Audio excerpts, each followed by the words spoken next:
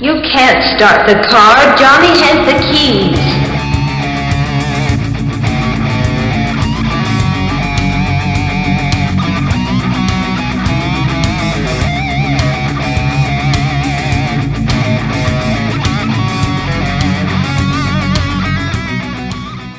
Hello, hello, and welcome out there in podcast land. You have reached a little podcast we like to call Johnny Has the Keys, a podcast where two old friends get together. We talk about horror movies, science fiction movies, television, literature, key elements of those particular genres, and things that have been influenced by them. My name is David. If you are new to us, thank you for joining us, finding us. However, please, if you enjoy it, let your friends know, let your relatives, sell tickets, whatever, subscribe, all of that. If you are returning to us, wow, we must be doing something great, and we're glad you're back. As I said, my name is Tim. I'm here with my good friend. My name is David. I'm here with my good friend Tim. I was so good up until that moment. Dang it. Tim, how are you? Oh, I'm fine, Tim. How are you? I'm good, David. It's because I was looking at you. I know, that's hilarious. Yeah. Because some people will be watching. Yeah, I've had a pretty good genre week, actually. If we're going to go there, yeah. I actually have a bonus for the genre week. But first, I finally, and I cannot believe it has been a year and a half since this movie came out, got around to seeing the new version of Halloween. Oh, the Jamie Lee Curtis one. Mm-hmm. Yeah. Came out in 2018, October, I'm fairly certain, which is exactly 40 years, I think, to the original release. Okay. And you and I have already done a podcast on this because it was in our first season. It's one of those that we rank very highly, the original, but that is. Mm-hmm. But I was not terribly disappointed with this. It's really, it's, have you seen it? I have not. Okay. It's got like the big guys back. Jamie Lee Curtis is in it, and Carpenter does the music and produced it, and Nick Castle is, I think, oh, you know what? He may just be in flashbacks because there is a new person playing the Shape. Mm-hmm. But what's really cool about it, I mean, it's a lot gorier than the original because I guess they're trying to appease modern audiences. But what's really cool is all the homage in this film to the original. Little things like, that you would never think, you'll go, oh, that's like that shot in the first movie or whatever. Really? You would really like that part of it. Mm-hmm. Because there's, I don't know, there's just special moments literally littering this film that reference the first film. Are there crochet needles to the eyes? Mm-hmm. No crochet needle. But there is plenty of like, oh no, he's not going to be there. If you stab him or whatever. Yeah, no. But it might not be him. It might be someone else. Oh, okay. Like what if Jamie Lee Curtis went out a window and he looks out and sees the body in the grass, then looks again and she's gone? That kind of stuff. Oh, interesting. Yeah, okay. They play with you, and it's just really fun to watch, especially if you're very well versed with the first film, as we are. Mm-hmm. So great. I would highly recommend watching it. There is another one coming out this October, I think. Halloween Kills is the name of it. Doesn't it though? It's supposed to be a new trilogy. I think she's trying to pull a Sigourney Weaver or something. I don't know. Okay. Is she in this one as well? Oh, yeah. Jamie's the lead. No, I mean in the new one that's coming out, the Kills one. Oh, I don't know. I have no idea. I haven't looked on IMDb. I'm assuming she doesn't die. Well, she can't die. She's Laurie. Laurie's but she's like Sigourney Weaver and who's the Terminator chick? Oh, Sarah Connor. Yeah, I mean, she's like super like gun person now. I mean, she's ready. I'm sure. Yeah. And her house is all rigged up, in case of an invasion. She's got her constitutionally mandated firearms, and she's ready to go. And she's watching the news because she knows he's going to be transferred from one place to another. That kind of thing. Okay. Yeah. Okay. Yeah. Yeah. And she's a grandmother, so she's got an estranged daughter and a granddaughter that she has to look out for. Protect. Yes. Because Michael will be back. Yeah. You know, and then I'm going to have to get to my bonus because it's not even up yet. This other movie I watched, I'm not going to talk about much. It's called Lake Mungo. It was an After Dark Horror Fest entry. I believe that's Sundance. It's one of those film festivals. And it just landed on Shudder, and I saw that it had a 93 rating on Rotten Tomatoes. I was like, let me look at this. And honestly, I didn't like it that much. It's I can tell you why I didn't like it. It's a fake documentary, and it tastes too much like those found footage films that I hate so much. And it is creepy. And yeah, it's about a girl that died, but all of a sudden she starts appearing in photographs and stuff, and it's creepy, but it's kind of boring. It's like the 60 Minutes version of a horror movie. You know? Okay. There were some moments that, startled me, but I mean, it's all done with music and, special effects and photography. It's not, I don't know. Anyway, I'm not going to talk much about it, but anyway, found footage to me has been like the whole, we're going to tell one long season arc story. It's just gotten easier to write, easier to produce, easy to do, because it's easy to do the scares if you're only in one person's point of view and you can move the camera wherever, and so they don't think about writing or doing anything clever or unique or different. It becomes just an easy gag. Well, and a lot of found footage, not this one. This one was definitely scripted because there's lots of interviews. But a lot of found footage feels like they're just going out there without a script and just improv. It's just boring. Yep. Totally true. And I kind of feel that way about Blair Witch, but I haven't seen it for a long time. So we'll have to revisit that one. We'll have to revisit that one and let you know. And then one last little surprise I had this week, which I've already mentioned to you. I don't know if you caught it or not. Creepshow has come back to Shudder for a second season. Okay. Yes. And have you seen it yet? No. Well, it's very good. The first one, you're going to love it because we have attachment to both of them. But the first story is it's kind of an homage to Aurora Monster Models. Oh, okay. Then I definitely like it. And actually there's a woman in it named, the mother in it that dies is named Aurora, which is, Greg Nicotero being cute. But anyway, the second one is called Public Television of the Dead, and it is an Evil Dead homage. Interesting. Okay. It stars Ted Raimi, and they go full Evil Dead with a PBS twist, and it is hilarious. Some guy brings the Book of the Dead onto like Antiques Roadshow to find out how much value it is, and they open it. Yeah, it's great. You've got to see it. Okay. But that's a good creep show premise. Yeah, that's a good creep show premise. Yes. It's a very the only thing you're not going to like is, like I said, Nicotero directs both of these, so you might have some flaws with direction, but we'll see. He's getting better, I think. I don't have a problem with him. You have a problem with him. I do. I think he's a little bit too on the nose a lot, and I think he's terrible at pacing, in my opinion. But we'll see. I'll watch him because you suggested him, and I love Creepshow. As far as the movie goes. And this was a great season opener. Now, in between the seasons, they've done a couple of specials. They did one live action special. I can't remember what it was about. It may have been a Christmas one or I think it was a Christmas one. But then last Halloween, they did an animated one, and they did Survivor Type, the Stephen King story about one of his best too. Yeah. I love that whole first person story. That is so well, it's done with really unique animation. You should watch it.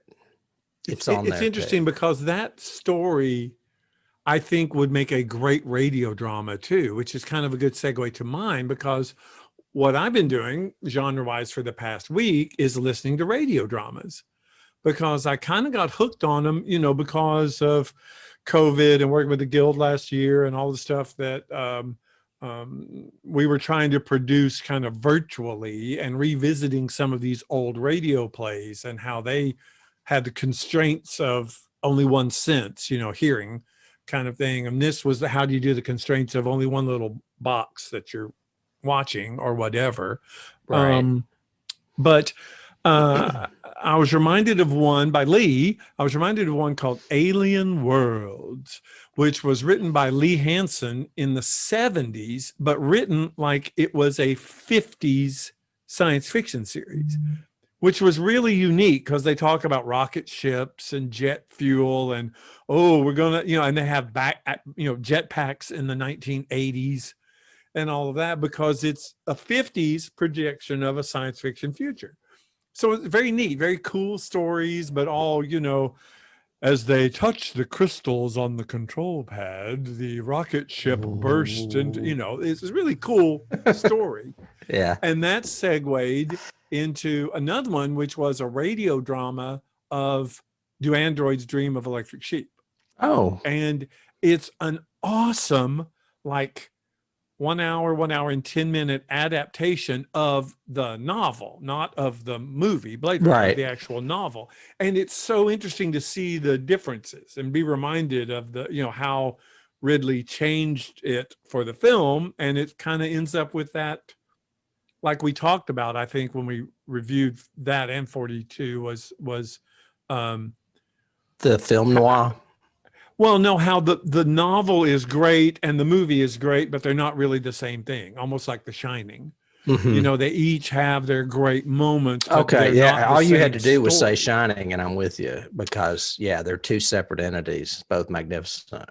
Right. And so exploring it from just a radio drama, it's very film noir. Why? Because the novel it's very, his point of view and his kind of Dashiell Hammett sort of, so I got in my hopper and I flew, and it's done that old 40s detective kind of sound to it. So it was fun getting back to that and listening to that story told in that style. Yeah, So it sounds like it. It was really cool. I recommend that one. And I'll jump on Creep Show. You jump on, Do Androids Dream of Electric Sheep? Okay, and it's a podcast. It's just it's on YouTube, but it's actually a Audio. radio play. Okay. A radio play that was done in like the 70s, 80s, I think. It was done prior to the movie.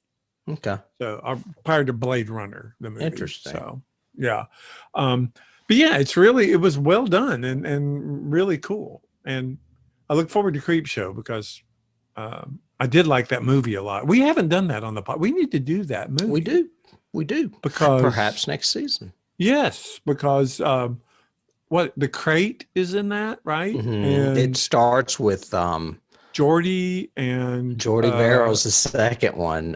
The first one is I Want My Cake. I can't think of the name of it. Bedelia. I love that one. Yeah, that's like my absolute favorite. But you've also got Something to Tide You Over, and they're creeping up on you at the end. Oh yeah. Because it's like 4 or 5 different ones and done very comic booky. Yeah, the way. And then they do the bookends too with the kid and the father in the comic books. Oh yeah, which is very similar to this Aurora Monster model one. That is on. Yeah. Now, is that produced by? Because that's not the Jordan Peele. Jordan Peele did Twilight Zone, right?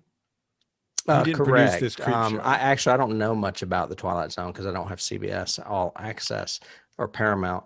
Paramount Plus. But this one is produced and sometimes directed by Nicotero. And it's an AMC thing, I'm pretty sure, because AMC owns Shudder.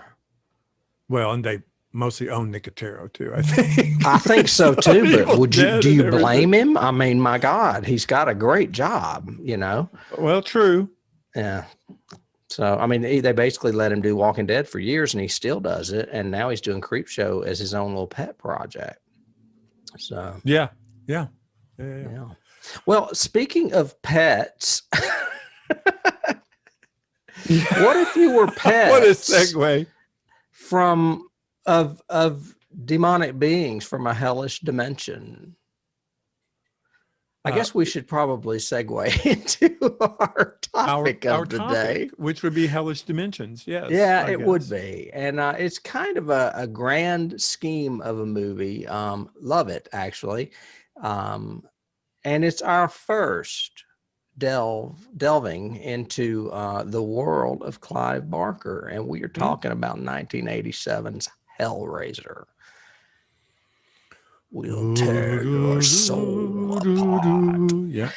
Insert scary music theme here. Yeah. Yes. Hellraiser is a little film, actually, very small budget, that was helmed by the horror writer in 1987. Clive is known for being a playwright, actually, over in London. He did a series of books called Books of Blood that took off because Stephen King had a famous quote saying that Clive Barker was the future of horror. And he is a very unique horror writer. I kind of miss the fact that he doesn't do it anymore. I was thinking about this in the shower today. I was like, his short stories are better than anything else. Why didn't he just keep doing them and be like the Harlan Ellison of horror? But he didn't. He kind of started segueing over into dark fantasy and illustration, and now he's more of a painter, I think, than he is even a writer. But he has got a vivid imagination. I liked the novels. The novels were good, at least the last two that I read. I read the Damnation what was the one? Game. No, I read that one, but what was the one with the lost letter, the dead letter office that actually the Great and Secret Show. Great and Secret Show. I thought that was a really, and I'm surprised no one's adapted that, especially now, into some kind of limited series or Shudder or Netflix or something. Yeah, he's got into a trap I would think other writers have gotten into. Stephen King could have gotten into it with The Dark Tower, where he starts series and doesn't finish them. He started Great and Secret Show about, I don't know, 10 years later, maybe, did the sequel, which was Everville. But from what I understand, there's supposed to be another one, and there never was, and it's been like 30 years. He also did Weave World and Imagica. I think those are standalones. I've read Weave World, which is kind of dark fantasy. Yeah. I haven't read Imagica, but then he also started like an illustrated series called Aberrat. And I think I bought one or two of those, and then I just stopped. He just got a little too fantastical for me and less horror. I tried to remember, did I see Hellraiser first and then read the books? Or did I read the books and then see Hellraiser? And I could not remember. But I have read all the Books of Blood, and I have seen Hellraiser. And Hellbound Heart is in like the latter 3 Books of Blood. Right. Yeah. But what I loved about Barker was he was a new face in horror that was so, to me, he's kind of like the Poe or Lovecraft of modern horror. Of England. Yeah, because he has so much of that mythos wrapped in every story, or it's so avant-garde or weird or something you don't expect. Lots of sex, lots of bizarre tie-ins to mythology or tie-ins to some supposed mythology that we weren't aware of that suddenly, like the old dimensions. ones. Yeah, other dimensions. Realms. Yeah. And very unique that he got to not only write this one but direct it, like out of the box. Kind of like, here you go, I think son. that must have had to do with his theater background. Somehow he got the financing and did it. But I mean, I don't know if I put the budget down, but it's not much. It was like $1 million. It was $1 million. That was it. Yeah, yeah. It was a tiny budget. And it was done by New World. And New World was, at the time, could have afforded more, probably, I think. Couldn't it? But he was a first timer, so they probably didn't want to risk it. I don't know if you Yeah. know that poster hanging up behind me in the pit. That was in my room. I had that poster. Oh yeah. Oh yeah. Well, and And that that's a picture poster, of him sitting with the Cenobites too. He's in that picture if you look down low. yeah. And Yeah. he's holding the not mentioned in the film lament configuration. Right. Um, Right. and uh, and that poster, oh my gosh, I remember working at Blockbuster, and that was the title. You know, when you saw that on VHS or DVD, it was rented all the time. Yeah. And did you know there's like, I may have misread this, but there's like 9 of those films now. And I don't think I've seen but this one and maybe the second one. I saw the second one definitely, and I think I saw the third one, or saw the one where something was in space. The How lament funny. configuration was in space, and boy, was it bad. But I wasn't really a fan of the second one very much either, No, because and none then of them doing top the original. and then doing some research for this, what they ended up doing by saying, oh, every movie's going to be the Cenobites instead of some other kind of protagonist or antagonist or whatever, and we're going to like change their whole mythology. That didn't work for me, and I'm assuming that's why Barker kind of waved off on it too, and kind of said, fine, go ahead, do it, because it's not mine anymore. You guys have totally bastardized my original idea. Right. I mean, he's kind of like just licensing them out and making the money. I don't blame him, I guess. Yeah, But probably. What about you? When was the first time you saw it? that's very funny that you mentioned that. I think I saw this in a movie theater. I'm fairly certain I saw this in a movie theater. It may have been with you. If not, it was probably with Pitts. I'm pretty sure I saw it in a movie theater as well. Mm-hmm. And then later on, several times on, VHS and DVD. Several times. Yeah. Because it was so different. It was not expected in so many ways. Right. And very similar to his novel output, Barker went on to direct at least 2, maybe 3 more movies. And they were all very unique movies. Not as successful maybe as this, but he did Nightbreed. He did Nightbreed, and that's now been released in like a director's cut, which is much longer. And then he did that one with Scott Bakula, the Lord of Illusions. Oh, I never saw that one. I don't think. It's pretty good. It's you would like it because it's kind of a magic movie, like The Prestige. And I want to say he did one in between this and Nightbreed. I can't think of what it is. I may be confusing Candyman because that was a Barker project. And I just realized that we have covered a Barker film because we did Candyman, but he didn't direct it. He did write it. But he wrote it. Mm-hmm. Yeah. So I was mistaken. Redact that. Redact that. Cut that out. Just stop it. As far as the plot of this film, let me give a brief synopsis. If for those of you out there that haven't seen it, you need to see this movie, especially if you're a horror fan, because you won't see much this original in a horror film these days. Not at all. No. It is about a guy named Larry that spends a great deal of money on a little box that's kind of like a golden Rubik's Cube. He takes it back to his flat. I say flat because it was originally set in London, but then they moved it to the US. And he opens it, and little does he know, it opens another dimension where pain and pleasure are one, and you can experience the most of both. And he disappears.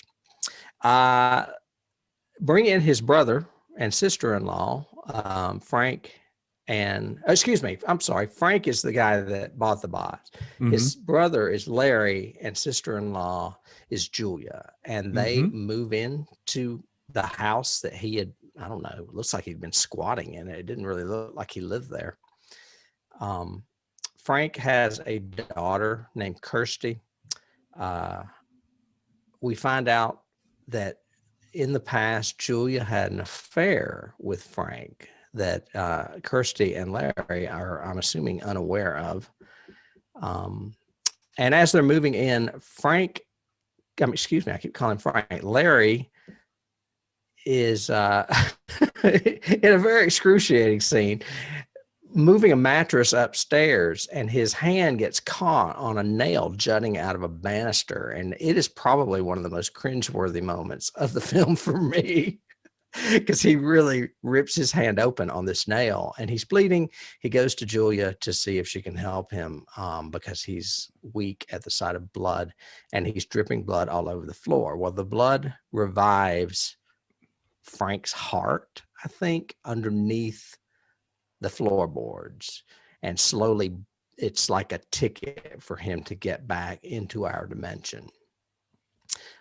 Later that evening, he's kind of born into a skeletal figure with very little substance. And it turns out that he needs bodies for sustenance to bring himself back into our world. And since Julia still has the hots for him, she agrees to start bringing him victims to do this. After he scares the crap out of her, because who wouldn't be scared of a thing in your attic? Eventually, he's pretty well reincorporated himself, but he needs a skin. So the plan is, I think, to get him a skin from another, I guess, I don't know, passerby, but it ends up being Frank, his own brother. Mm-hmm. Now, I may have skipped over. When does Kirsty find out all this is going on? Because Kirsty comes into the picture. She's the heroine of the movie. She sees Julia. She goes to the house and she sees Julia going with a man upstairs, and she thinks Julia's having an affair. She stumbles on Frank after the guy comes running out of the house, I think. And Frank comes after her, but he's kind of like, it's your Uncle Frank, kind of creepy because he doesn't have any skin. Right. And she finds the lament configuration, which is that box that he had originally purchased. Mm-hmm. And she threatens him with it. And he's like, no, put that down. And she says, you want it? And she throws it out the window. He runs to the window. She escapes, runs out in the street, grabs the box, and then she takes off with it. Mm-hmm. So she ends up in the hospital. She's traumatized. She ends up opening the lament configuration, and she is introduced to the Cenobites. Mm-hmm. I should have been clicking through pictures while I did this because I kind of had it in order. That's Frank opening the box. Mm-hmm. That's the normal people moving in. That's Frank feeding and trying to get his body back. Mm-hmm. That is Kirsty negotiating with the box. Right. But anyway, then the Cenobites come in. Kirsty meets them. They want to take her because she opened the box.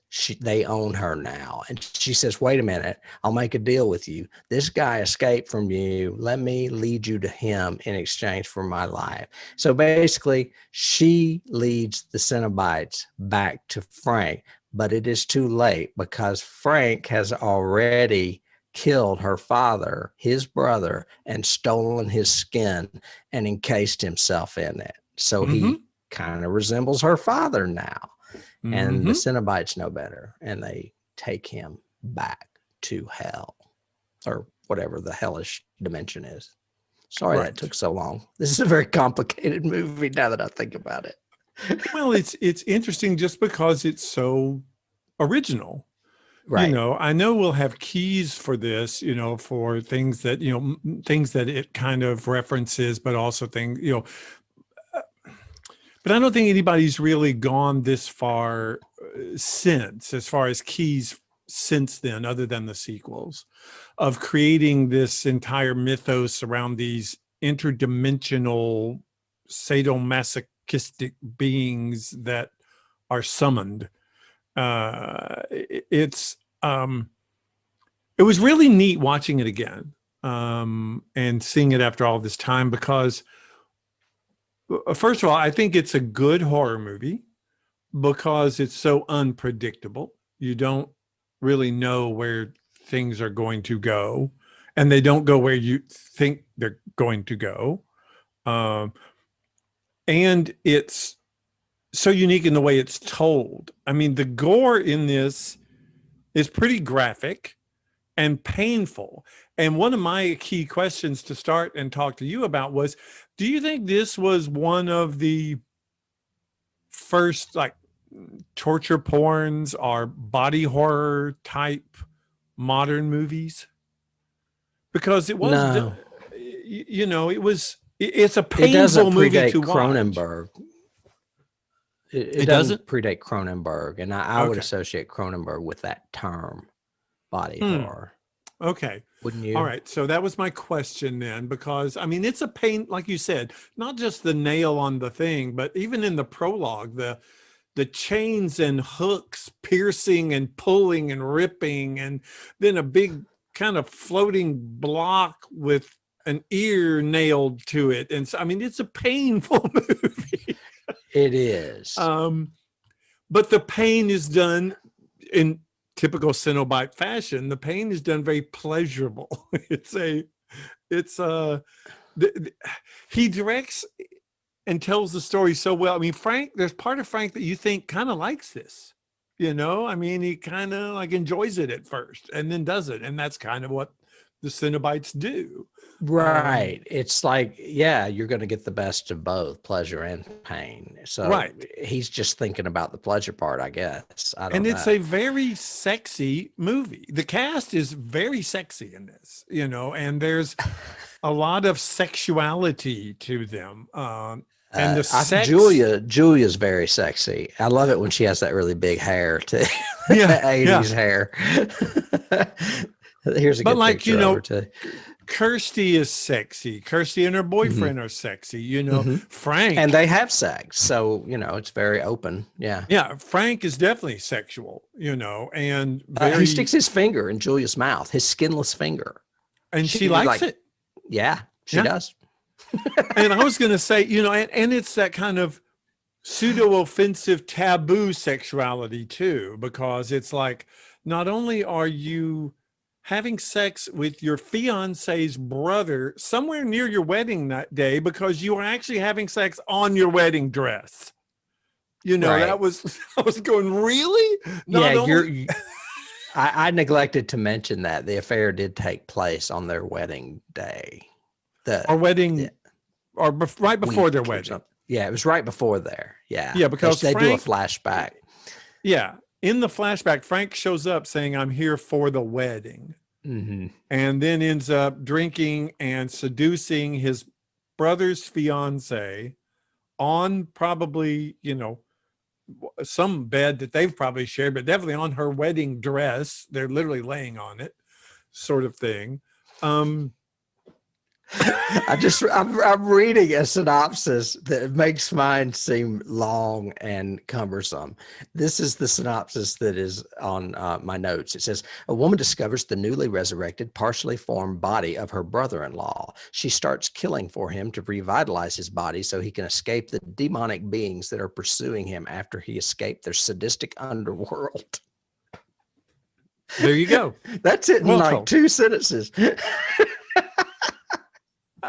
I mean, I think it's a very dark movie in ways. I think taboo's a great word, a great adjective to describe it, because there are a lot of taboos that are crossed in this film. Yeah. I mean, pseudo incest, because he's going, come to daddy, you know, Yes. to Kirsty and everything. Which is his niece. And- yeah. Yeah. And, you know, the whole thing of Frank being so manipulative of everybody around him because he wants to get away from the Cenobites. He's afraid they'll come and get him now that he's been Right. resurrected. And they will, because Right. that's kind of what they do. Yeah. There's also a Cenobite that is female and her throat almost looks like a vagina. It's like a slit that's open and red. And Oh, yeah. it's kind of pried open, and it's very sexual as well. It's like horror sexual.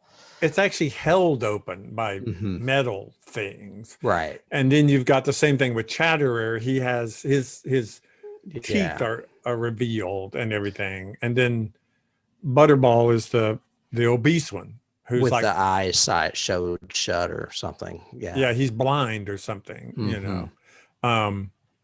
I mean, I'll share a key right now. You've got a picture up of Chatterer. And to me, boy, did the makers of Silent Hill love that guy because they Yeah. stole that whole concept. I saw that movie and I don't even remember it. I just remember I didn't like it. Oh, the movie. I love the movie Silent Oh, Hill. I you think it's did? really good. Oh, yeah. It was a video game, wasn't it? Or Oh, something. yeah. But then again, I like the video game a lot. Maybe The I need original. to revisit it. I liked that movie. I thought it was good. I will put that down. But I've got I'd forgotten things about this movie. I'd forgotten the fact I love the theme song. I think the theme music song is amazing. really good Mhm. all the way through it. I had forgotten that. I mean, you see the Cenobites in the first like 4 minutes. They're just right there. And I was going, oh, wow. Because I thought that was later on that we get their rising, in the hospital and everything. But no, they're there at the beginning. So we know the whole Frank story. Yeah. If I was going to throw out a key early, this movie reminds me again of those first time movies where you don't have a lot of money and you make things work. And he does a lot with lighting and things that's very creative that you had not really seen before that, like with the lighting and the smoke going up in the slatted wall. Oh yeah. You know what I'm talking Brilliant about. idea. That was all that was really good. The birth of the arrival of the Cenobites both times is done very well. That's why they're very, very bad, cheesy, bad opticals at the end doesn't work for me. It doesn't, but that's because they ran out of money. Yeah. But their arrival is great, showing, that mist. Even in the hospital, he does it through the mortar lines of the bricks. All of a sudden start lighting up and smoke coming from them and everything. I thought, okay, this is very Evil Dead. It's kind of like the floorboards, are very Evil Dead. There's a lot of Evil Dead in this movie. I thought of that. I thought of them being summoned instead of a book. It's a cube. Oh yeah. There's also stop animation effects. Oh yeah. I mean, there's a lot this movie has that. What is it? About 7-8 years after Evil Dead. So it was in the same decade per se. And Evil Dead was 79, so this was the next decade, but still inspired by. I think, I mean, the same 10 years, but yeah. Oh yeah, yeah. But just really a great hook at the beginning. The whole story works for me at the beginning. The makeup all the way through this is so good and then so bad in places. And it's so weird to see it. Some of Frank's makeup is excellent.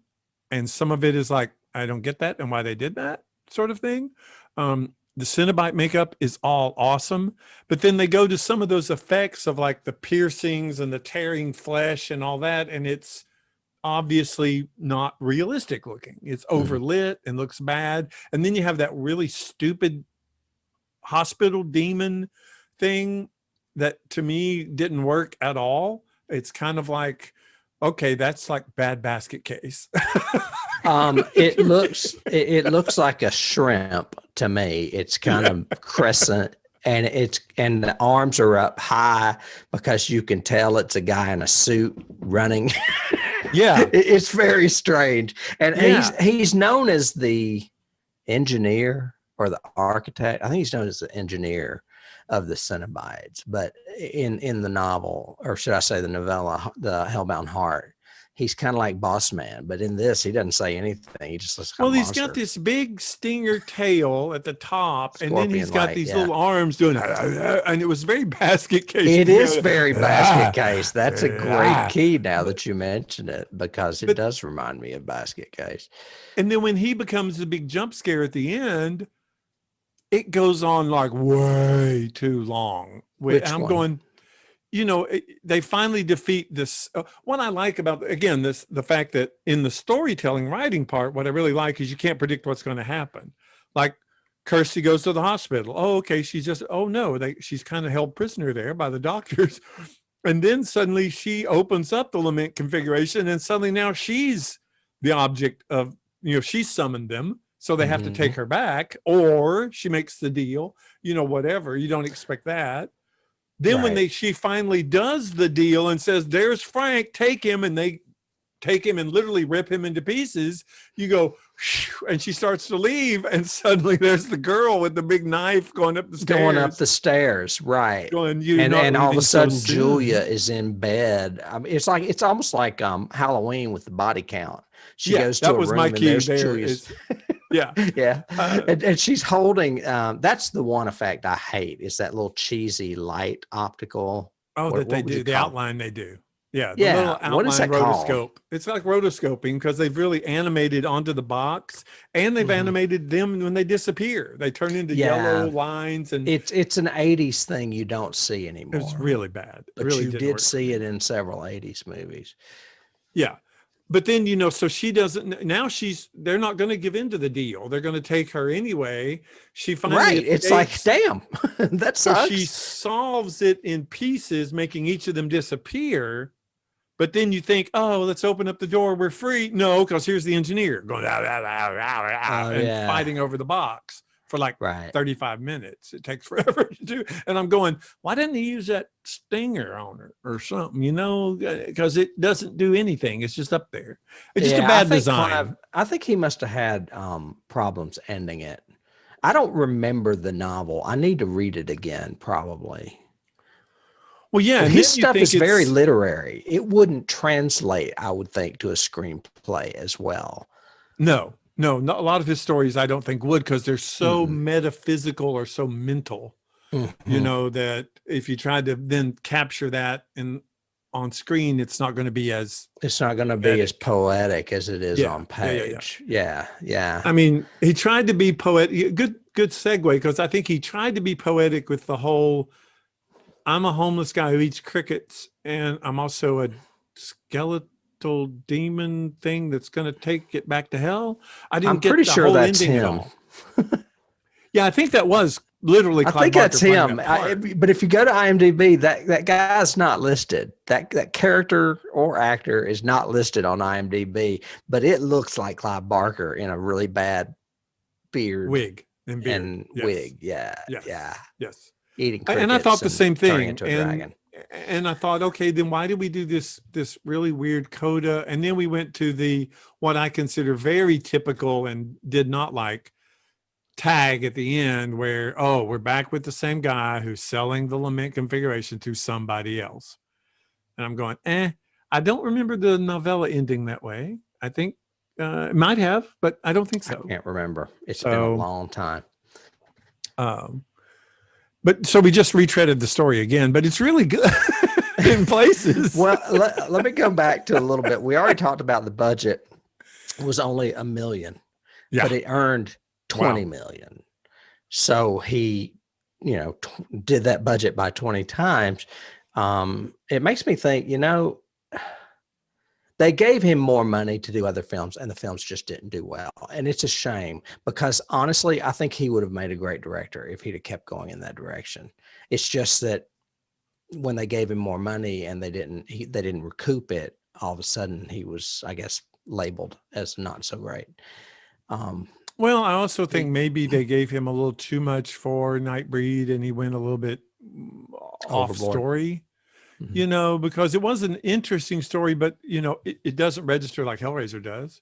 It doesn't register like any of his novels do. To me, trying to remember it now without having seen it for a decade or two. I watched the uncut version a few years back, and I enjoyed it, especially David Cronenberg playing the villain. He's awesome. Yeah, well, who would have thought to cast him? He's in Discovery in the third season of Discovery. Oh, really? That's funny. Yeah, he plays the villain, one of the villains. Yeah. Well, he makes a good villain. He does make a good villain. They originally were going to call this movie the same as the novella, The Hellbound Heart, but the studio thought that it would be confused as a romance. So Clive Barker suggested calling it Sadomasochist from Beyond the Grave.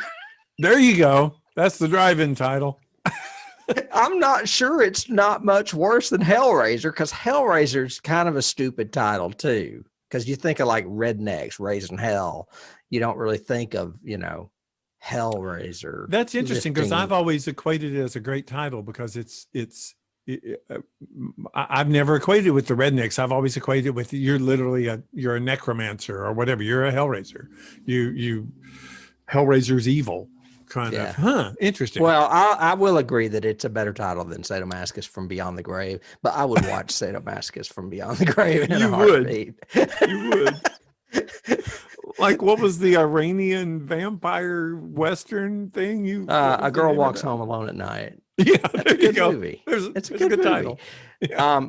He ultimately opened the floor to the production team when they were seeking titles, and it prompted a 60-year-old female crew member to offer up What a Woman Will Do for a Good Fuck. Yeah, there you go, which was basically what the whole impetus of Julia's character basically is what the movie is about. Yep. She will sacrifice her husband and stepdaughter and open other dimensions to have her lover back.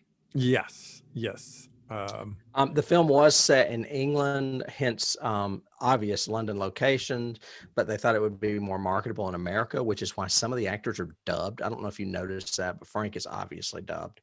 No, my whole thing is, okay, where the hell does this take place? Because it's hard to tell. he and Kirsty are supposed to be American. She is obviously English. They say at the very beginning, we're back in your turf, meaning England. Yet when we sit around and you're talking to all of your friends, they're all American. Mm-hmm. Frank is American. Every single guy she brings home is American, except for one who in one scene is English. And I went, what? Where are they? Because everybody sounds like they're in New York, and they're not in New York. They're supposed to be in London. Well, and it says here that so many of the actors were actually dubbed by American actors, including Sean Chapman and Oliver Parker. So, why did they do that, though? I don't understand. I don't know. I think they thought it would be marketable more in America that way. I don't know. Who knows what people think? I think the English accents would have actually added to the eeriness of it. And you and I both like Hammer films. We don't give a shit whether the horror is in this continent or that continent. Well, and it would have. I watch Korean horror. It would have been very Rowhead Rex, kind of thing. Right. Thing for it. That's hilarious. But yeah, so that's in my notes of, okay, why did they do that? Yeah, I have no idea. It is very confusing.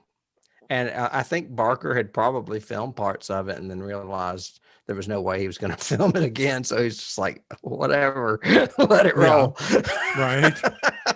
I'm sure that's the way he looked at it. We could move on a bit to cast. I don't have a lot. Andrew Robinson played Larry. He's great. Yes.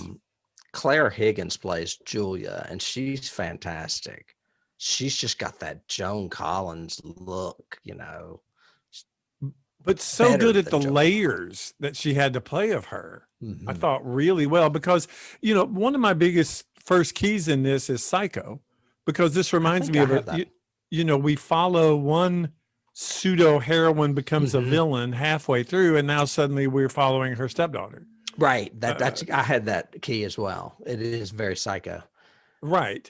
But I thought she was really, really good. And I don't know what else she's ever done. I think she's one of those Brits that just stuck, stayed over there. So we don't see her that much. Maybe.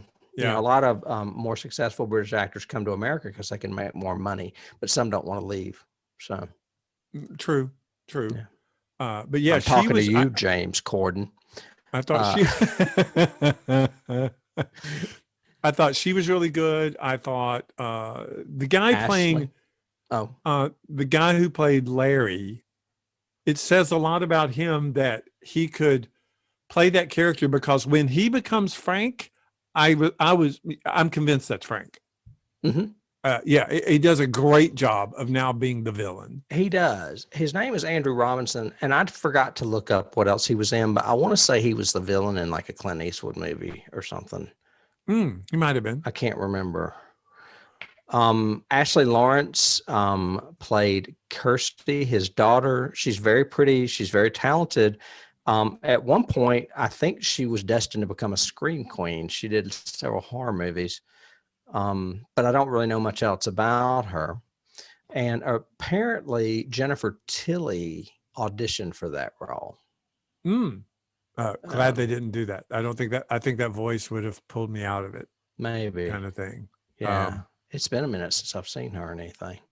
I really liked her. I agree with you. I think she was really pretty. I think she was really talented. She played the beats really well without being too over the top screamy or without being too out of character, I think.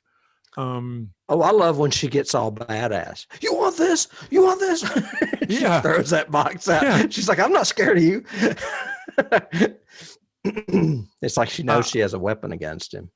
Yeah, I thought she was like really strong, but then again, I haven't seen her in anything else that I could imagine or think of. So you're going to love this. The guy that played Frank that was dubbed with a bad American accent. Yeah. His name is Sean Chapman. And he's fine. I mean, he's not in the movie much, just the flashbacks mainly with Julia, because the guy playing him as a monster, the Frank monster, is another actor named Oliver. Oh, really? I didn't know that. Yeah. His name is Oliver Smith, and he played Frank the monster. But Sean Chapman, who played Frank, the guy that Julia had an affair with, was originally offered to Lance Henriksen. Oh, no. Well, he's not very good looking, so it'd be kind of hard to believe she had an affair with him. Really? I think he's good looking. Who, Lance Henriksen? No, the other guy. The guy that I'm talking about Lance Henriksen. I'm saying Lance Henriksen would not work because I would not believe that she would have an affair with him. No. And not he might, spit milk at her or something. I don't know. He did go on, though, to be in one of the sequels, Hell World. So he is in the franchise. Frank is, or Lance Henriksen? Lance Henriksen. Oh, okay. And then lastly, we have the Cenobites. Doug Bradley has become a horror icon, very much like Nick Castle as the Shape or Robert Englund as Freddy Krueger. He is Pinhead, and there is no other. He has probably done all 9 of those movies. Yeah. Although, again, I go to my old staple, which is, my old TIE fighter is what I call it. It's not called a TIE fighter in the first 3 freaking movies. So, but we call it a TIE fighter because we know it from all the press. And he's never referred to as Pinhead because he really should be called Nailhead because they're not pins, they're nails. But the Pinhead, I've got that. I may have put that in my notes, but that is, excuse me. The trivia, I don't know if I had that in trivia, but apparently that surfaced from a makeup person. They just started calling him that when they were doing makeup and stuff, and it just stuck. Yeah. Well, and I thought it was interesting when I looked it up on IMDb, he's not called Pinhead. He's called Lead Cenobite. Lead Cenobite. Right. Which I thought, okay, makes sense because you're not called Cenobite. I mean, and then there's Chattering Cenobite was Nicholas Vince, Butterball Cenobite Simon Bamford, and female Cenobite Grace Kirby. Now I know she was recast later because the one they recast her with, I don't think looks as good in the second film. The vagina throat, right? Right. Okay. Right. The one that has the hook going up the wall. Yeah, because the thing I don't like that they do in the franchise is in this one, we don't know their origin. So that's fine. I don't really care about that. I just care that, they're threatening the way they are. And what they do tell us about themselves of we're angels to some, demons to others or whatever, right. Is very mysterious and very scary and kind of, it works for me. But I know in the second one, the third one, they suddenly personify them all. And they used to be humans who opened the box and then they got tortured in some unique way. And now they have to live that way for eternity. Because I think in the sequel, some guy gets killed with CDs. It's like really stupid. And another guy gets killed with barbed wire. So now he has barbed wire face. Some of that rings a bell. I think that may be the second one. Yeah, and I like it better that why does this guy have pins all over his head? I don't really know. Why does a gargoyle have wings? I don't know that either, but it works. It's still Yeah, scary. it's fine. I don't need their. I like that ambiguity. I can put Yeah, a enough lot. together that I can create my own little Is scenario that for their now? Is existence. that an intentional ambiguity? Is that It what is that was? intentional I think it was. ambiguity. Yes, It's and not very good. negligent ambiguity. It's not negligent. No, Not at all. which works for me Um, in this one. And while you're on the villains, I read something where Clive Barker did an interview, and he intentionally made Pinhead, lead Cenobite, intelligent and articulate because of movies that were out and popular at the time, including Friday the 13th or Mm-hmm. Halloween. Mm-hmm. And people were like, why would you do that? And he's like, because intelligence is more scary. He said he Mm-hmm. modeled him after Christopher Lee playing Dracula. But he said he was also based a little bit on someone like Hannibal Lecter. He's like, wouldn't it be scarier if the villain is probably 3 steps ahead of you? Right. Of course. Very scary. Yeah. And So I love that's that. what Barker, that's how he thinks, which I is was going to very say refreshing. Doug Bradley is great playing that part and doing those very, Clive Barker-y poetic lines of Mhm. "We'll tear your soul apart." Yeah, his voice is just amazing. Yeah, it works so well. No tears, it's a waste of good suffering. Suffering. Yeah. He's so overly articulate, but still menacing with it. Right. We have such sights to show you. Mm-hmm. Doors to the pleasures of heaven and hell. Yeah, it's got great lines, that are very Clive Barker. They are. And he had a choice of playing that role or like mover number 2. And he was worried, I think, of getting typecast, but he went with the role and did get typecast. But it's probably, funded him his entire life. Oh yeah. Every convention he goes to or whatever. Right. Right. And that voice, I'm sure he's probably done voice work. Although without makeup, I probably would not recognize him. He's very plain looking. Yeah. Yeah. I have in my notes, I was going to compliment Barker too on the fact that we don't see them kill Larry, because Larry is essentially a tacit protagonist for us all the way through. Mm-hmm. And we don't really, I like the fact that we don't see Frank kill him, but then he just keeps that blood in the hairline all the way around, that I'm going, part of me is like going, okay, Kirsty wouldn't notice that. Okay. She's a little hysterical, maybe. So that's okay.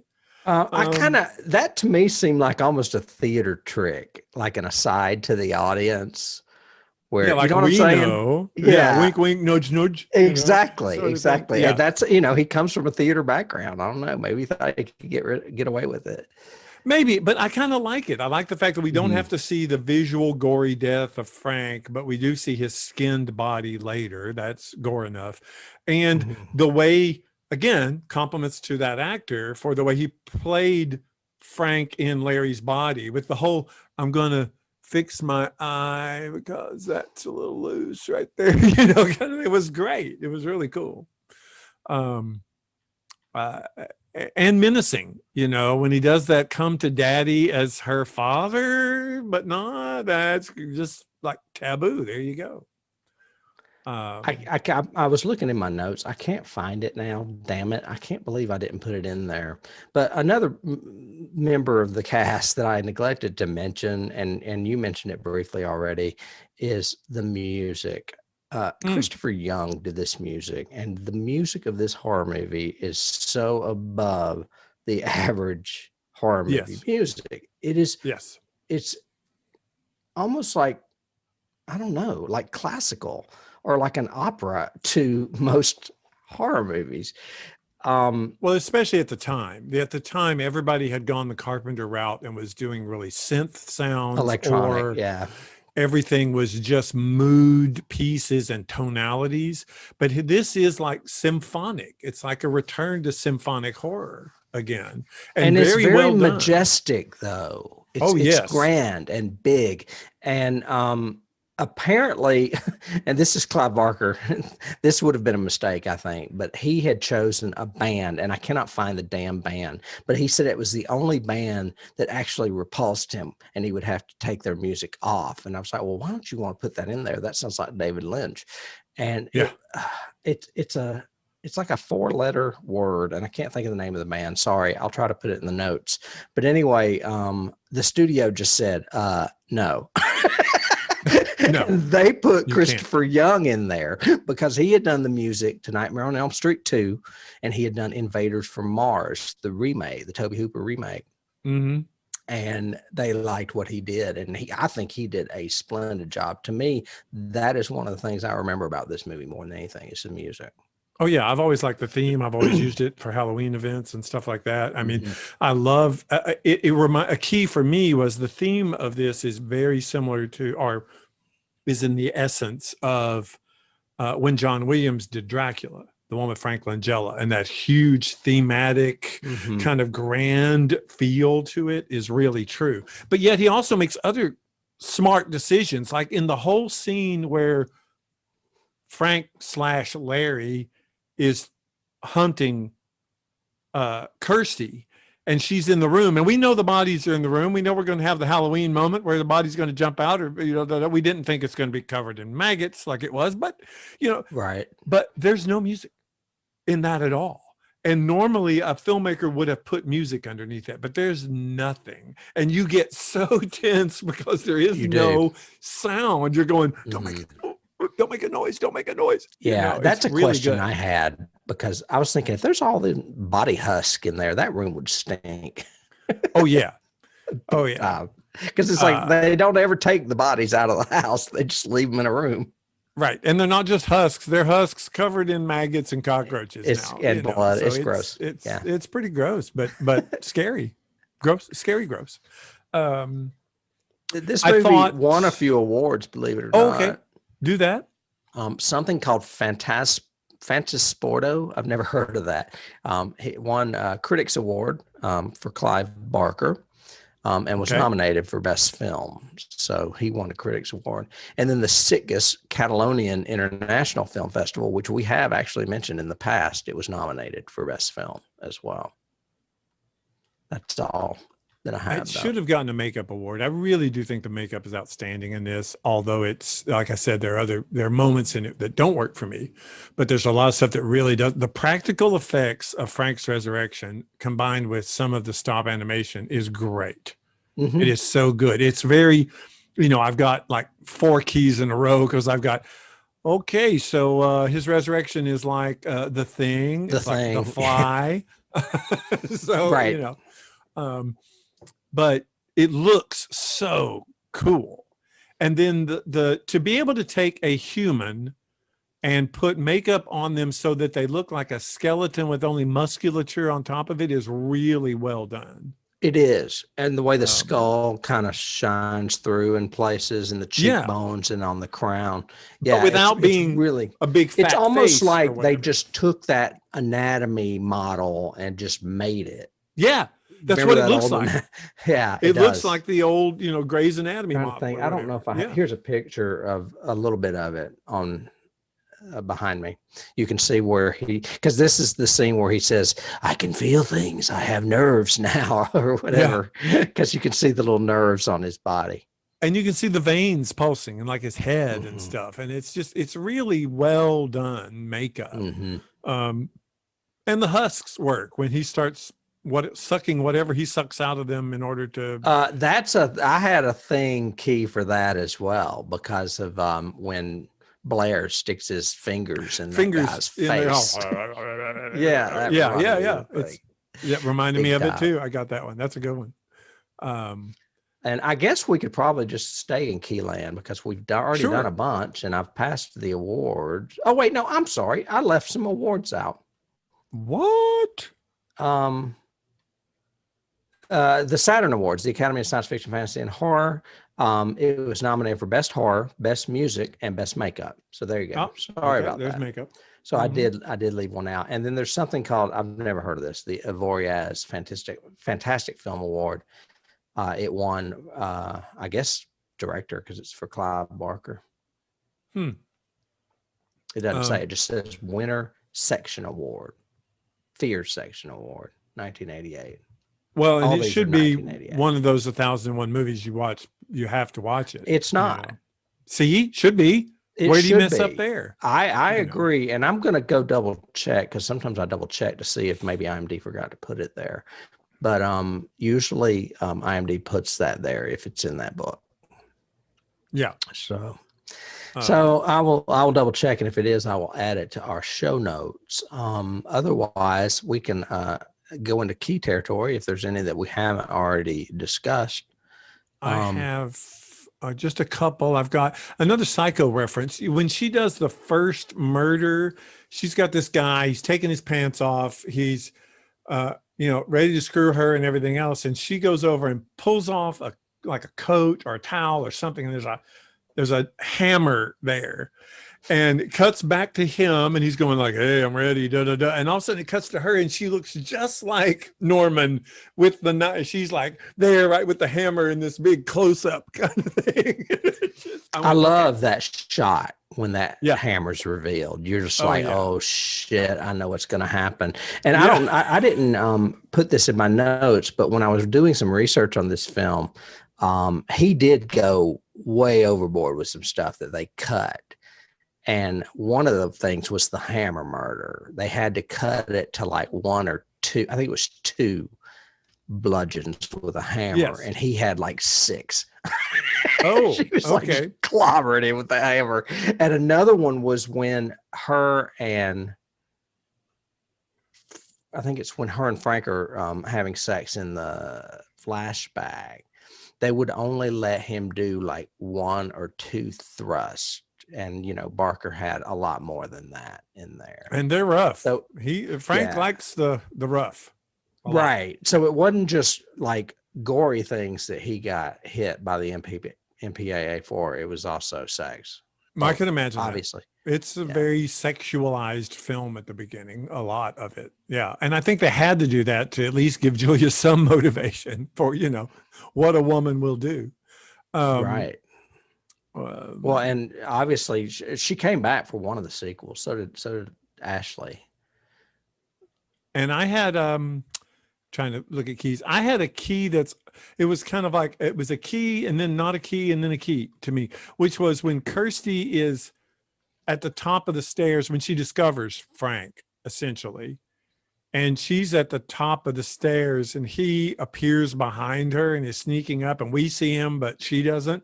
It was like very Halloween to me. I was afraid she was going to, I was thinking, does she fall down the stairs? That's why she ends up in the hospital. Yeah, she falls down the stairs. And went, no, she didn't. But it was very Halloween to me. Oh, no, I agree. I was looking for a picture of her with him. I thought I had one. Oh, wow. But yeah, she, she's at the top of the stairs. He comes out of the room right behind her, sneaking up on her, and I'm going, oh my gosh. That was Halloween to me. You had already mentioned Psycho, and I think the whole thing with them flipping the focus on the lead character is very Psycho. Oh yeah. I had some just brief moments of like keys. One was the thing with the fingers into the flesh. Like the picture behind me. But another one is Blade Runner, when you see Chatterbox and he has that veil over him. It reminds me of that scene where Pris is hiding and has that veil over her. And then of course, it reminded me a lot of that actually, because it's shot in shadow and smoke, just like Blade Runner. Mm-hmm. I could definitely see that. So. I mentioned Evil Dead with the floorboards. That was one of my keys. The basket case one. That was the picture I was looking for, where she's handing him the box or showing him the box. I think in general, of course, the basic key to this was, Frank is a form of vampire. He is taking his life from the blood of others, and and I think that's the key to it. But I was trying to be like really literate and smart and think of a key for the Cenobites, and I couldn't. That's what I think makes them so original, is this multi, you could say, oh, summoning demons is like Evil Dead sort of thing, but for them to be so familial and this cult of, interdimensional baddies kind of thing, I couldn't think of another key, and it was making me mad. No, the closest thing I can come to would be like the Marquis de Sade or Torquemada, where it's like some sexual deviant torturer guy, from literature, Right. or actually history, I think. But they did those old movies.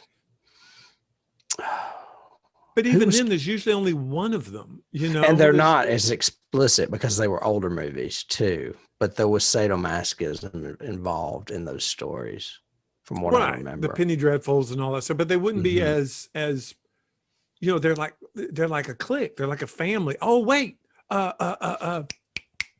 Texas Chainsaw Massacre. No, Shining sequel. Oh yeah, Doctor Sleep. Doctor Sleep. They're a group. They're psychic vampires of vampires that are all kind of together. So they're that's a pseudo key that reminded me of it. It's sort of a fringe key, but yeah, I got you. Fringe key. Okay. Fringe key. We mentioned, I was going to say that Cronenberg, that the very first scene where the blood is dripping on the floor and they go underneath and you see the heart on the underside of the floor starting to form. That reminded me of David Cronenberg. I mean, I don't know what. It just reminded me of him. Yeah. Because it was very, like you said, visceral and body-ish. And my Cronenberg was when the two little spinal things wrap and they go and stab into the brain. I was going, that is so fly. That is so the fly. It was. That's funny that you mentioned that. I mentioned Evil Dead stop animation. Oh, here's a big one for me. Nightmare on Elm Street. The scene where she is having the nightmare and she is in the room with all the feathers floating. Oh. See that white covering and it starts going blood red. And the monster sits up or whatever. That totally threw me right into Freddy's world. I was like, where is he? He's coming. Oh, yeah. I agree. I totally agree with that. I had that one too, because that was a great sequence. That was just, and again, it's that I had in my notes, I said, is this nightmare or is this chainsaw? Because of the feathers, but it's that same kind of, you don't know what's happening where, and you're so disoriented. I think the music and the cinematography elevate it to Nightmare from Texas Chainsaw for sure. Agreed. So agreed. Yeah. Because Nightmare had good music too at times. Definitely. And that may be all I have. That's all I have, I think. Let me double check notes, but I'm pretty sure that was it. But just because, Clive Barker, as we said, is a really original voice. I think King is right in saying he was different. He wasn't your typical horror writer at the time. And he's very Lovecraft meets Poe meets some kind of weird perverted S&M guy on the corner, kind of thing. I mean, we could mention keys of movies that came subsequently, like Candyman. I mean, if it hadn't been for this, Candyman may have never been made. And that's a fantastic movie, maybe even better than this. I don't think as mythic as this one. To me, the Candyman legend isn't as scary to me as Cenobites. Cenobites terrify me. They're creepy. That's just, I don't want guy that scares me, and vagina girl, and they're creepy. They are not. Plus, and I think what creeps me out is you can have one that's silent, like Butterball or Chatterer or whatever, but then one that's articulate, as Pinhead is, and that's even creepier because they're going to hit all your buttons. They're going to it's not going to be good when they get you. Oh, it'll feel good for a little while, and then it won't. Maybe. it's When they remove your penis, you'll know. yeah. And the fact that you summoned them to begin with makes it even scarier because, okay, that's your responsibility there, dude. Right. You did this. It's not like, Right. oh, Freddie, you just fell asleep and he just wants to mess with you. It's like, no, you called them. So you got to pay the price, pay the piper kind of thing. You opened the box. We came. I'd be curious to see what our fans think about the rest of the series, though, because we haven't even watched all of them. And I would be curious to see what you guys think out there about what they ended up doing with the Cenobites and the whole story. I think Barker had some input on at least one or two of them. He like kind of gave them some notes, maybe the second one. But well, I know that the Cenobites themselves, that's a real word. He didn't make that word up. It actually means something in the Jewish tradition or something. Or Roman, yeah, something. Or Roman or Latin or something. And the fact that the overall mythos of they actually report to some big demon in hell, Leviathan, or I can't remember the name of it. It was Belial or something like that. And they actually work for Leviathan, him. Actually. And they actually work for him, kind of thing. They punch the clock. Yeah.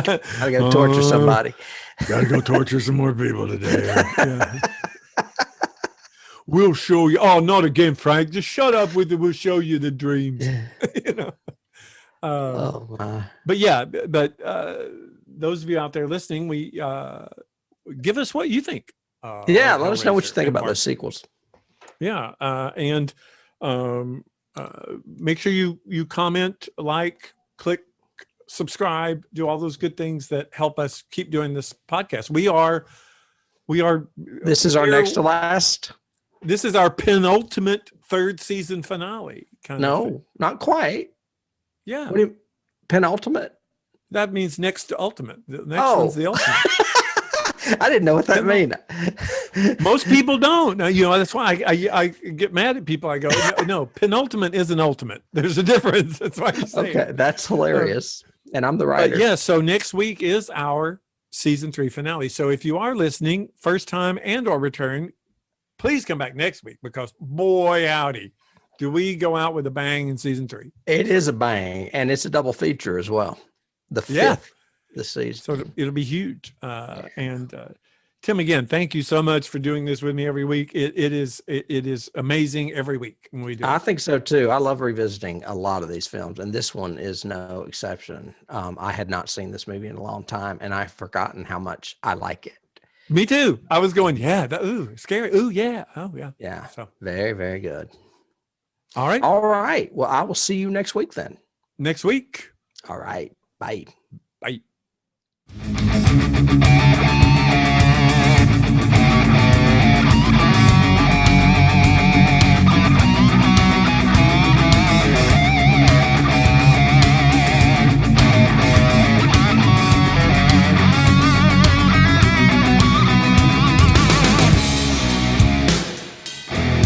You can't start the car. Johnny has the keys.